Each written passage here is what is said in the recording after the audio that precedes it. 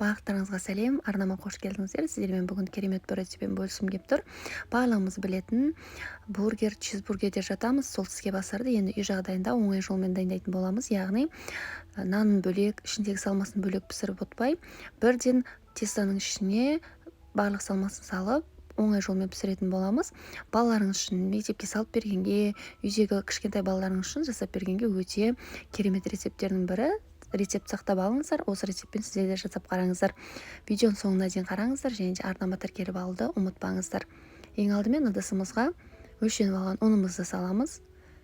Үстінен тұз, қант, дрожжа салып араластырып алатын боламыз. Және де араластырып алғаннан кейін үстінде міндетті түрде жылы сүтімізді құйып, жұмсақ қамыр илейтін боламыз.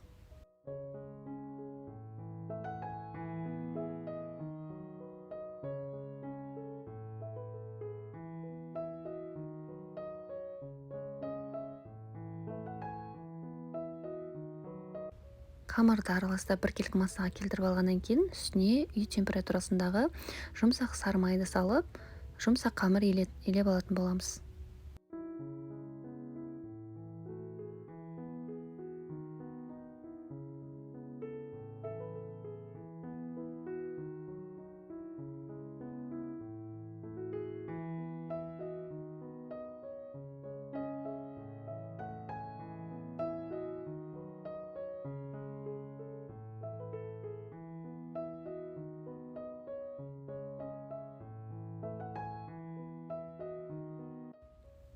Осылай жұмсақ қамыр илеп алғаннан кейін ыдысымызға салып, үстін жауып, 15-20 минутқа жылы жерге алып қоямыз. Ол арада салмасын дайындап аламыз. Салмасына табанын қыздырып, үстіне аздап сұйық майымызды құямыз және де ұсақтап турап алған пиязымызды салып, кішкене уақыт қуырып аламыз. Пияз кішкене қызарғаннан кейін үстіне ұсақтап туралған тауық етін саламыз. Тауық еті болмаса, фарштан пайдалансаңыздар да болады. Кез келген үйдегі бар фарштарды пайдалансаңыздар да болады. Барлығын жақсылап араластырып, қуырып аламыз. Үстіне бір шай қасықта соя және де тұз, қара бұрыш, бір кішігірім чеснокты теркадан өткізіп салатын боламыз. Барлығын араластырып, біркелкі массаға келтіріп, суытып аламыз.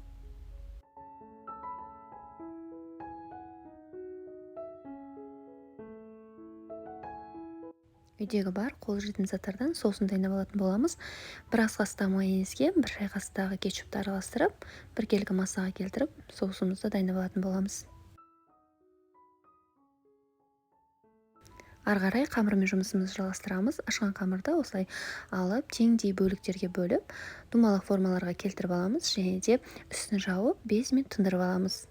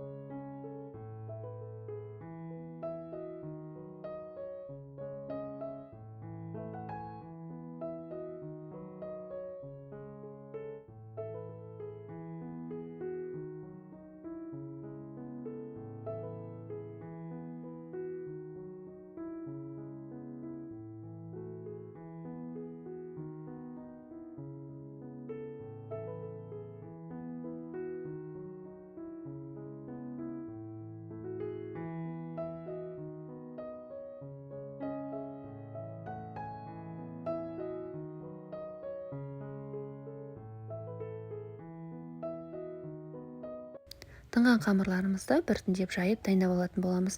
Қамырды жаю барысында қамырды видеода көрсетілгендей етіп ортасынан төменге қарай жаясыздар. Ортасы қалыңдау, шеткі бөліктері жұқалау болғаны дұрыс.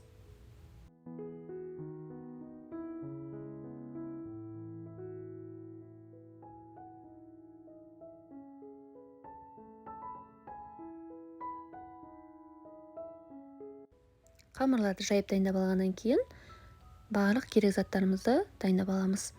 жаңа дайындап алған соусымызды, соленый огурцымызды, және де жаңа қуырып дайындап алған тауық еті, үкіштен өткізілген сырды және де бір помидорды осылай ұсақтап турап аламыз.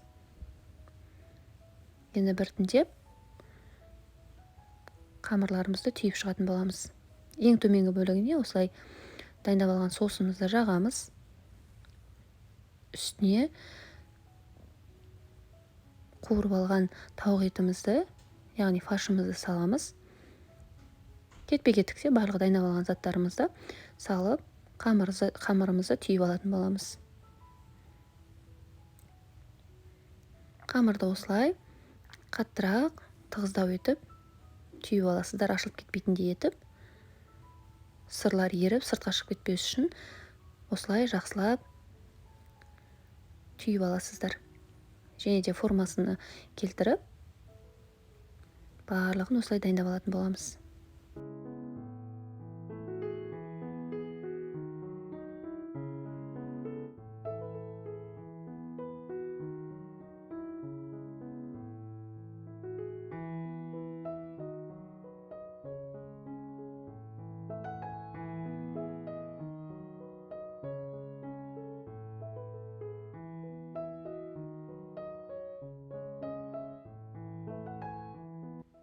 Дайын болған бургерлерімізді осылай листтің үстіне арасын кішкене алыстау алып тақтап шығатын боламыз. Және де бір жұмыртқаның сарысына аздаған сүт құйып, араластырып, үстінен тегістеп жағып шығамыз.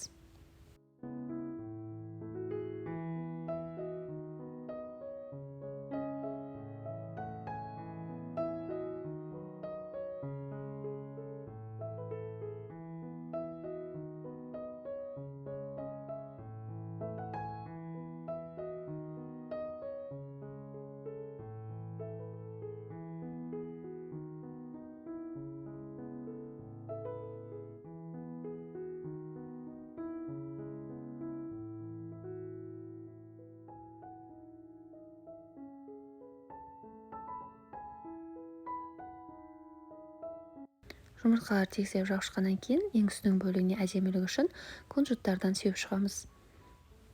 Және де қызып тұрған пеште 180 градуста барлық жері қызарғанға дейін пісіріп алатын боламыз.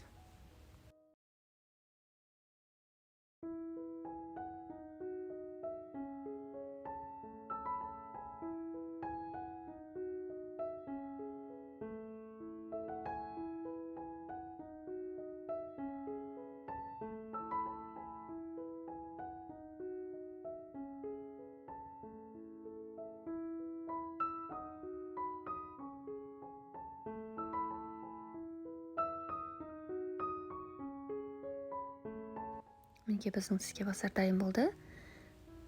Өте жұмсақ қамыры, дәмі де керемет болып шығады. Ең маңыздысы жеуге ыңғайлы болады. Сіздер де жасап қараңыздар, және де өз пікірлеріңізді қалдыруды ұмытпаңыздар.